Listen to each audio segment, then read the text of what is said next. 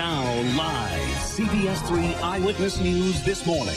I don't need to tell you, it's hot outside, so during and after any activity, maybe this weekend's bike race or a round of golf or tennis, you're gonna need to be hydrated. So what's better, water or sports drinks? Well, thank goodness we have Althea Zankowski to help us out. Let's start with, I know what's very good for you, just simple water. For most people today, all they really need to do is drink water. Okay. However, there's a lot of fancy waters out there. Do you really need this? I went. It's like this Vegas on the water aisle. All these different colors. The big thing right now are the vitamin-enhanced waters. Are there really that many vitamins in there? Well, and people don't really need them. In other words, they have calories. A lot of calories. Most of them are like drinking a soda. That's how many. And if you look, the main ingredient there is sugar. So unless you really are planning on gaining weight, because one of these equals about 100 calories, 150, it's about a pound a day. It's like having a vitamin pill with water. You really don't need them. So really there is that many vitamins in each one of these. It's all of them have different ones. Okay. And some of them are fat-soluble vitamins, which means if you're drinking water, you don't even absorb them. So stick to plain water. If you like something with flavor, there are non-caloric, in other words, no-calorie flavored waters out there. The sugar substitutes that are in them are perfectly safe. And for the really little kids, we're talking about maybe some of the reduced sugar juices, but we'll get to that. Okay, now this I do, equate with sports is Gatorade. Okay, any of the sport drinks are really good for something like today. Not just for people like for in the bike race, but for people who are sweating and sweating a lot. When we sweat, we lose electrolytes, that salty, crusty stuff that you have.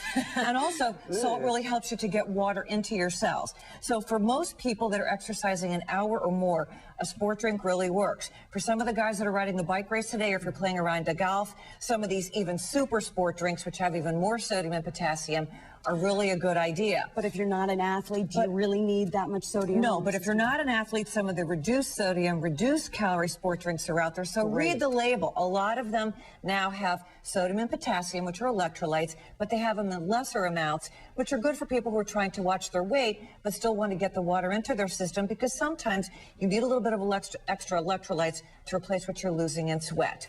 Okay, now you see these, at gyms or something like that, all these juices that they have. Well, juices probably aren't good because they don't get really the sugar out of your stomach, but for babies now, they have reduced sugar juices. This one is called First Juice.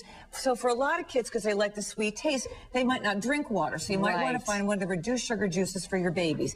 And for after sports, surprise, chocolate milk is found to be one of the best ways to replenish.